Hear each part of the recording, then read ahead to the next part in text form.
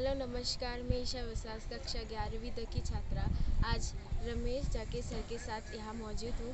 तो आज हम उनका छोटा सा इंटरव्यू लेने वाले हैं। तो सर, आप पहले अपने बारे में कुछ बताइए। मेरा नाम रमेश जेके है और मैं अपर सुबनसिरी डिस्ट्रिक्ट से बिलोंग करता हूँ। मैं वहाँ की रहने वाला हूँ और मैंने जो अपनी छोटी सी संस्था है ये 2008 को शुरू की। वो ब्लड डोनेशंस के माध्यम से मैंने शुरुआत किया और मेरा बस पर्पस और मेरा इंटेंशन और मेरा उद्देश्य बस ये था कि लोगों की लाइफ सेविंग हो और ब्लड के माध्यम से लोगों में वननेस की मैसेज को भेजें। तो इस मकसद से मैंने इस काम को शुरुआत की। सर, आप अपनी संस्था के बारे में कुछ डिटेल में बताना चाहेंगे? हाँ ज़रूर, मैं आपके माध्यम से मैं ज़रूर बताना चाहूँगा और ये मेरे लिए बहुत सौभाग्य की बात है कि मैं आपके माध्यम से मैं बता पा रहा हूँ और मुझे बहुत खुशी भी है और इस खुशी के साथ मैं ज़रूर बताना चाहूँगा।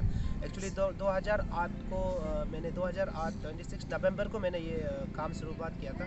एक्चुअली मैंने भी सोचा नहीं था कि मैं ये करूँगा। मैंने अभी क्लास 12 की, उसके बाद मैंने नेशनल डिफेंस अकेडमी का एग्ज़ाम दिया, मैंने क्लियर किया, फिर मैंने खड़गवासला एनडीए ज्वाइन किया एंड देन मैंने जब नेशनल डिफेंस ज्वाइन की तो हमारे वहाँ क्या होता है ना, बहुत सारा आर्मी ऑफिसर्स होते हैं, वो ब्लड डोनेट करता रहता है। तो मेरे मन में बहुत बड़ी इच्छा हुआ कि मैं भी कभी मौका मिला तो मैं ब्लड डोनेट करूँगा। तो उस समय हम लोग एज ए स्टूडेंट हम लोगों को अलाउ नहीं किया और इसके लिए ब्लड डोनेशंस के लिए 18 ईयर्स से एंड अबव होना होता है। तो उस समय मेरे 16 साल की था तो मुझे अलाउ नहीं किया। तो मैंने फिर भी मन में बिठा लिया था एक दिन मुझे करना है। तो नवंबर 2008 को मुझे छुट्टी मिला तो मैं अरुणाचल आया। तो मैंने सोचा कि आज मैं ब्लड दूंगा। तो मैंने पता लगाया कि अरुणाचल में एक ही ब्लड बैंक प्रॉपरली काम कर रहा है, आर के मिशन। तो मैं फिर भी मैं नाहरलगन गया तब, अभी तो तोमो रिबा है, तब जनरल हॉस्पिटल हुआ करता था। तब मैं गया तो देखा तो ब्लड बैंक की हालत बहुत बुरा है। फिर भी मैंने कैसे भी करके मैंने फॉर्म ली और फॉर्म में मैंने 16 साल की जगह 18 साल 18 ईयर्स करके मैंने लिखा एंड मैंने ब्लड डोनेट किया करके। जैसे मैं ब्लड बैंक के बाहर आया था तो एक बूढ़ी बुजुर्ग माता को मैंने रोते हुए देखा। हमारे यहाँ ट्रैवल एक औरत बहुत ज़ोर ज़ोर से रो रहा था। तो मैंने उनको पूछा कि क्या हुआ, आप क्यों रो रहा है? तो उसने बोला कि उनकी 5 साल की बेटी है, उनको अभी डॉक्टर ने ऑपरेट किया और ओवर ब्लीडिंग हो गया, जिसकी वजह से उसको अभी 3 यूनिट्स ब्लड की ज़रूरत है। तो वो बेचारा एक दूर दरार से आया हुआ माँ, जो हम लोग पढ़ा लिखा लोग भी ब्लड का नाम सुन के घबरा जाते हैं, वो तो दूर दरार से है, जिसको वो कभी ज़िंदगी में उन्होंने कभी सोचा भी नहीं होगा कि ब्लड भी दिया जाता है। जब उनको बताया तो वो बहुत बेचारा अपनी बेटी की ज़िंदगी बचाना था, बहुत मेहनत की, लोगों को हाथ जोड़ा, पैर पकड़ा, लोगों को कन्विंस किया, लेकिन किसी ने भी आगे नहीं आया। तो हताश होकर रो रहा था। तो मैंने जब पूछा, उसने बताया तो मैं तो दे नहीं सकता, मैं दे चुका था किसी और को। फिर मैंने भी बहुत कोशिश की, कोई आगे नहीं आया। तो उस दौरान वो बच्चे की डेथ हो गई ऑपरेशन टेबल पे। तो उस माँ का चेहरा में उम्मीद को टूटता हुआ मैंने देखा, रोता हुआ देखा। और उस माँ ने अपने बच्चे की 5 साल की बेटी की, वो कभी ज़िंदगी में उन्होंने कभी सोचा भी नहीं होगा कि ब्लड भी दिया जाता है।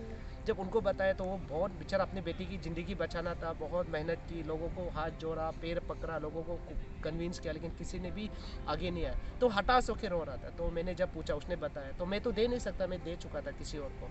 फिर मैंने भी बहुत कोशिश की, कोई आगे नहीं आया। तो उस दौरान वो बच्चे की डेथ हो गई ऑपरेशन टेबल पे। तो उस माँ का चेहरा में उम्मीद को टूटता हुआ मैंने देखा, रोता हुआ देखा। और उस माँ ने अपने बच्चे की 5 साल की बेटी की डेड बॉडी को हाथों में लेते रोते रोते हुए चला गया। तो मुझे बहुत दुख लगा वो घटना, वो इंसिडेंट। तो मैंने जब मैंने पता लगाया तो अरुणाचल में ब्लड बैंक है ही नहीं। मतलब 1000 लोग का डेथ हो गया ब्लड की कमी की वजह से, ओवर ब्लीडिंग की वजह से। जब गर्भवती महिलाएं, प्रेग्नेंट मदर जब बच्चे देते हैं तो ज़्यादा ब्लीडिंग की वजह से माँ मर गई, बच्चे मर गए, कैंसर पेशेंट का डेथ हो गया, सेकिटी पेशेंट डेथ हो गया। ऐसे बहुत सारी बीमारी है, हेमोपीलिया, थैलेसीमिया, लिकोमिया ऐसा। तो उनको देखते हुए मैंने डिसाइड किया कि कुछ भी हो जाए अरुणाचल में ब्लड सर्विसेज को मैं शुरू करूँगा। तब मुझे ब्लड की कुछ मतलब पता नहीं था, मैंने सोचा कि मैं करूँगा।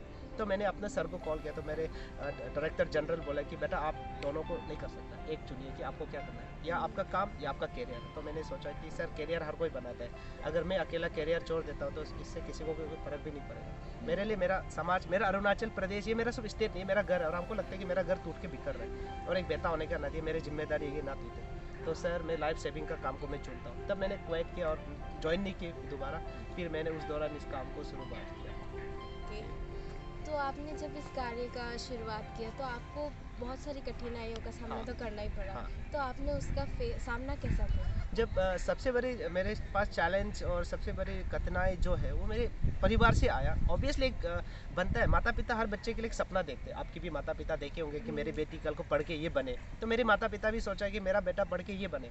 जब मेरा डिफेंस में सिलेक्शन हुआ तो बहुत खुश हुआ, क्योंकि एनडीए में हर कोई नहीं मिलता, तो मेरा माता पिता बहुत खुश हुआ। और मैंने लोगों के लिए जब वो छोड़ दिया तो मेरे माता पिता बहुत गुस्सा, बहुत नाराज़गी दिखाई और मेरे ऊपर बहुत गुस्सा किया। तो उसने मेरे से बात करना बंद कर दिया। मुझे 5 इयर्स मेरे से कांटेक्ट में नहीं हुआ, मुझे घर आने नहीं दिया, मेरे पॉकेट मनी बंद कर दी। तो मैं रोज़ ईटानगर से नाहरलगुन में पैदल जाता।